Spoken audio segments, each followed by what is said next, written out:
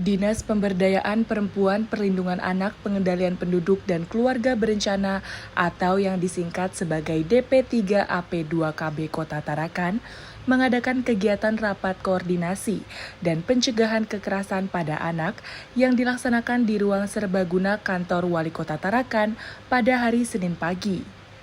Kegiatan ini dihadiri Kepala Dinas Pemberdayaan Perempuan Perlindungan Anak Pengendalian Penduduk dan Keluarga Berencana atau yang disingkat DP3AP2KB Kota Tarakan, Hasman Parigi, yang sekaligus membuka rapat koordinasi kali ini.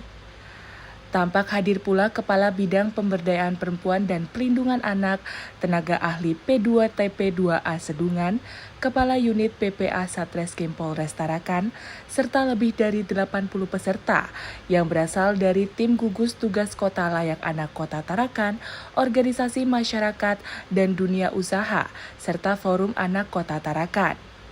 Dalam wawancaranya dengan tim liputan, Hasman Parigi menyebutkan bahwa Kota Tarakan saat ini masih ada pada kategori sebagai Kota Layak Anak peringkat pertama. Tantangan yang sering dialami pada saat mendampingi korban biasanya ketika korban itu ingin mencabut kembali laporannya gitu ya, atau si korban itu misalnya tidak mau melapor. Nah itu yang sering kali terjadi. Dan contoh misalnya kasus kekerasan yang terjadi, misalnya ada kasus KDRT ya, yang KDRT ini anak juga melihat si ayah memukul ibu, anak ini pun mengalami trauma gitu ya, anak ini mengalami trauma secara psikologis.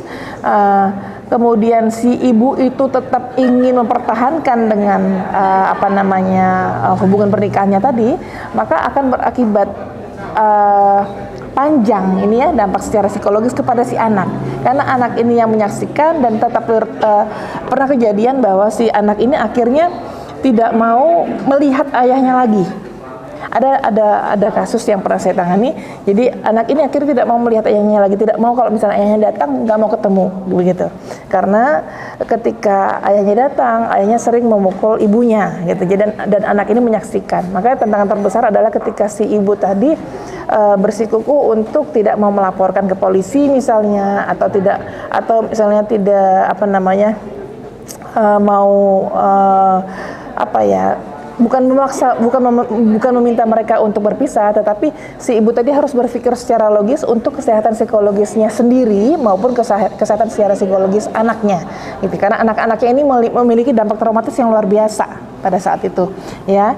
Nah, apalagi setiap bertemu, kebetulan si ayahnya ini tinggal di luar kota, ketika setiap kali datang ke rumah, si ibu ini setiap kali datang, si ibu ini selalu menjadi sasaran kekerasan oleh si suaminya tadi, si ayahnya tadi ya. Nah, sehingga anak ini tadi mengalami trauma gitu. Jadi ini yang menjadi tantangan ya, jika si ibu ini tadi misalnya tidak terbuka secara pikirannya, karena menganggap bahwa itu adalah aib keluarga misalnya, kemudian bahwa ya apapun yang diterima oleh tindakan suami apapun itu harus dia terima sebagai bukti baktinya misalnya, seperti itu. Nah, ada pemikiran-pemikiran yang perlu diluruskan dalam hal menyikapi kekerasan seperti itu, karena siapapun sebenarnya punya hak untuk tidak mendapat kekerasan. Ya, mungkin demikian dari saya, Mbak. Terima kasih. Usai menyampaikan sambutan, acara dilanjutkan dengan penyampaian materi oleh para narasumber. Pemaparan pertama disampaikan oleh Siti Maliha yang membawakan materi tentang dampak psikologis anak korban kekerasan dan perkawinan anak. Kemudian dilanjutkan dengan narasumber kedua, Ibda Rizko Aulia Mahatmi, yang membawa materi dengan judul Pencegahan Tindak Pidana pada Anak.